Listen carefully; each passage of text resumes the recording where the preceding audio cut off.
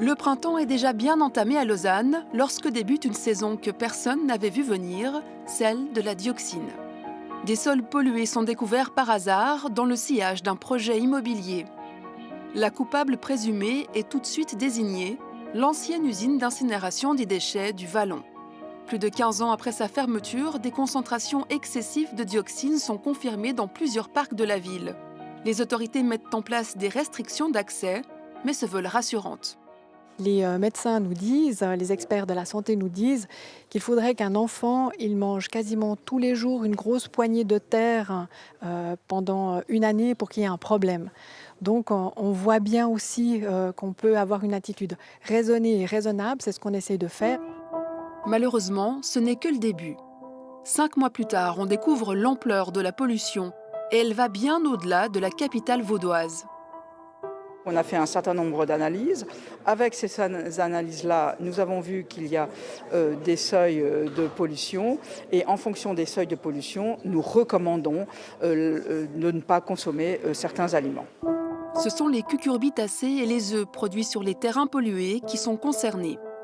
Selon leur lieu de domicile, les habitants de la région doivent soit en manger moins, soit carrément y renoncer. Des mesures pour éviter une exposition chronique aux dioxines néfastes pour la santé. On a associé les dioxines avec des effets sur la fertilité, parfois avec des effets sur le cancer, et puis de façon sans doute moins solide scientifiquement avec d'autres effets sur le système immunitaire. Une menace pour la santé très peu surveillée en Suisse romande jusqu'à il y a peu. Cet été, la RTS révélait que Vaud, Berne et Neuchâtel n'avaient jamais fait d'analyse des sols à proximité de leurs usines d'incinération. Bonsoir Stéphane Fontanet. Bonsoir Linda. Alors on va regarder en détail ce qu'on a testé et avec quels résultats.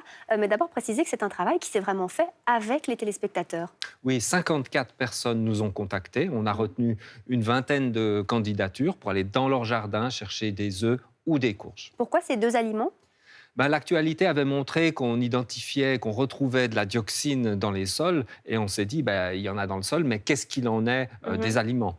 On a fait en tout 21 prélèvements dans 19 jardins. On a cherché des jardins qui se trouvaient à proximité des usines d'incinération construites dans les années 70. Alors 19 jardins et 5 échantillons problématiques, ce n'est pas rien. On va regarder le détail des résultats par commune. Oui, on commence par le Valais. À Saint-Léonard et à Bramois, 3 échantillons sont parfaitement propres.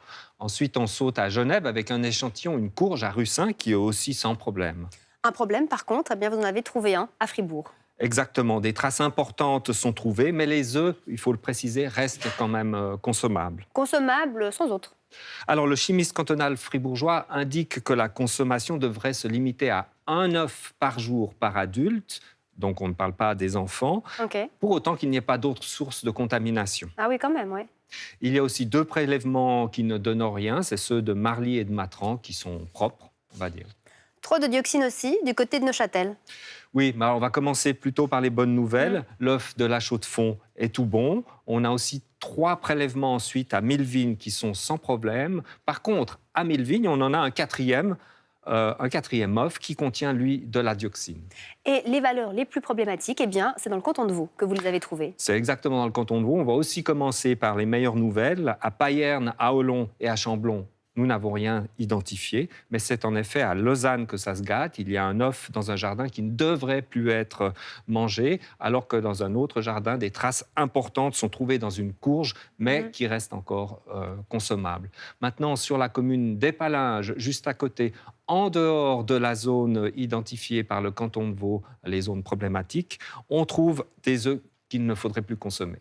Merci beaucoup Stéphane, et on y reviendra tout à l'heure avec le directeur général de l'environnement du canton de Vaud. Mais d'abord, la parole aux principaux concernés, ceux qui s'inquiètent de voir leur jardin pollué. Bien à l'abri du renard, dans leur poulailler, voici Caillou et Fernanda, les poules de la famille Fierro-Mulleman. Depuis quelques mois, depuis l'annonce de la pollution aux dioxines, la récolte des œufs a pris ici une tournure bien moins joyeuse.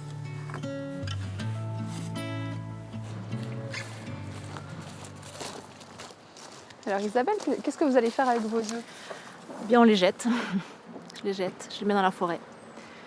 Et vous avez jeté combien que vous savez que vous ne pouvez pas les manger? Beaucoup, hein, ça fait 3 mois, à 3 œufs par jour. Il y a un petit peu moins l'hiver, mais ça fait beaucoup d'œufs. Et voilà, c'est moche, on a eu du plaisir à avoir des œufs de chez nous. Chez eux, c'est à plus d'1 kilomètre à vol d'oiseau de la zone la plus polluée. C'est le point rouge sur cette carte.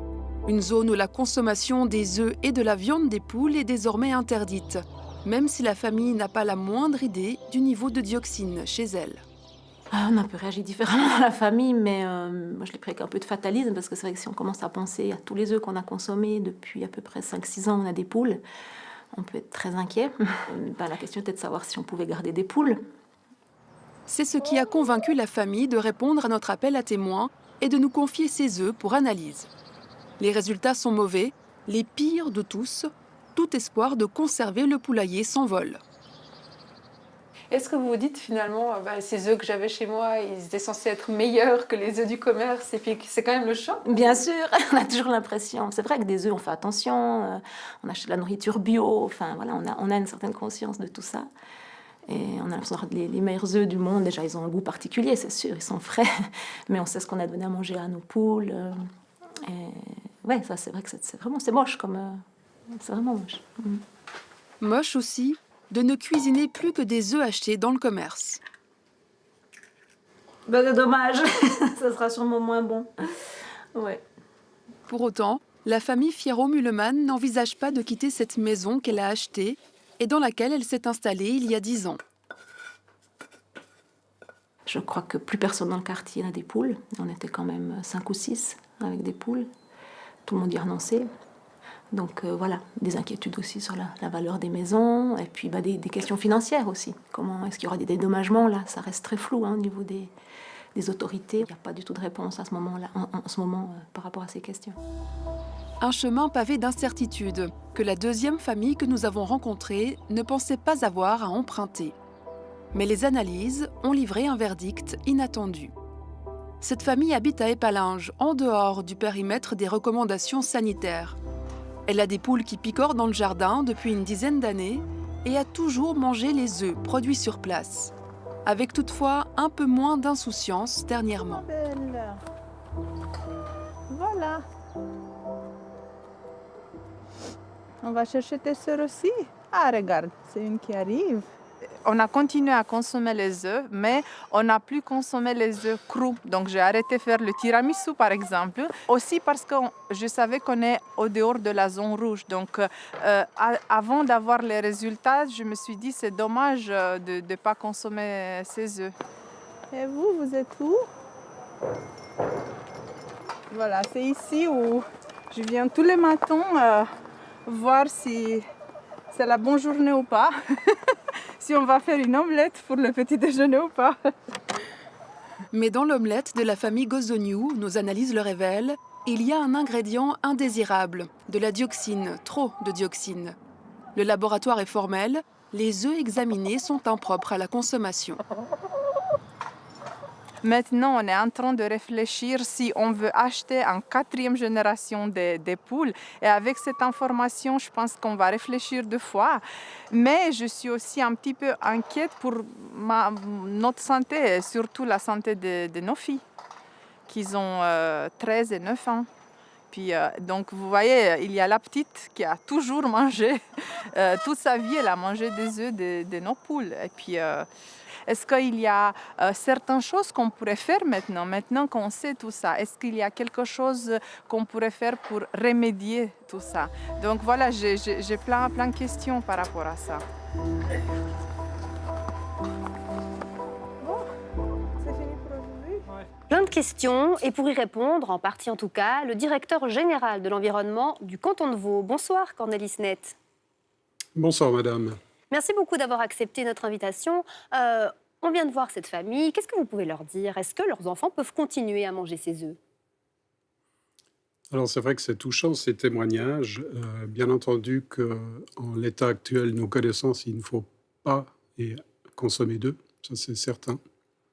Et qu'est-ce que vous dites globalement? Quel est le message aux Vaudois aujourd'hui, plus largement, qui s'inquiètent de la qualité de leur jardin? Alors tout d'abord, il faut rappeler que c'est une pollution qui est localisée, qui est ancienne, qui n'est plus active. Hein. C'est quelque chose qui nous est tombé dessus par surprise. Et évidemment que les investigations que nous menons aujourd'hui doivent nous permettre d'apporter des réponses, plus particulièrement sur la question des poules et des œufs. Une nouvelle étude va être lancée conjointement avec les organismes vétérinaires et de la santé concernés pour approfondir cette question et mieux comprendre le cas particulier des poules et des œufs. Ce qui est intéressant ici, c'est que cet exemple, il se situe à Épalinges, donc hors de la zone des recommandations sanitaires. Est-ce que ça veut dire que vous avez sous-estimé l'ampleur de cette pollution ? Alors, je ne pense pas que nous l'ayons sous-estimé. Il faut se rendre compte que la carte que vous avez montrée est une projection de la densité de répartition du polluant sur la base de plus de 100 analyses qui ont été faites et qui ont été traitées statistiquement. Et donc, ça nous donne une image de la répartition potentielle de la pollution. Mais évidemment, ce n'est pas nécessairement exact. Et cette information est précieuse, notamment, et c'est pour ça que j'évoquais cette étude qui va démarrer. Parce que ça montre qu'il y a encore des paramètres qu'on n'a peut-être pas pris en considération. Ça fait des années que le Valais, Fribourg, le canton de Genève cherchent ces restes de dioxine dans les sols. Pourquoi est-ce que le canton de Vaud a tellement tardé à s'y mettre ? Alors, je ne poserai pas la question de cette manière. Hein. Vous savez que le réseau national d'observation des sols a démarré il y a fort longtemps, plus de 30 ans, a étudié les dioxines et a finalement arrêté de les mesurer parce qu'on n'en trouvait pratiquement jamais. Oui, mais pardonnez-moi, mais certains cantons, Fribourg par exemple, depuis une dizaine d'années, Genève depuis une quinzaine d'années, font ce type de recherche à proximité des lieux historiques où il y avait des centrales de traitement des déchets. Pourquoi pas dans le canton de Vaud ? C'est une très bonne question. En tout cas, nous sommes en train de mener ces investigations sur tous les anciens sites concernés. Il y en a 5 dans le canton de Vaud, donc en plus de Lausanne. Et très clairement, le but est de faire un état des lieux complet. Donc un retard à rattraper. Est-ce qu'aujourd'hui, cette affaire de dioxine, c'est un problème majeur pour le canton ?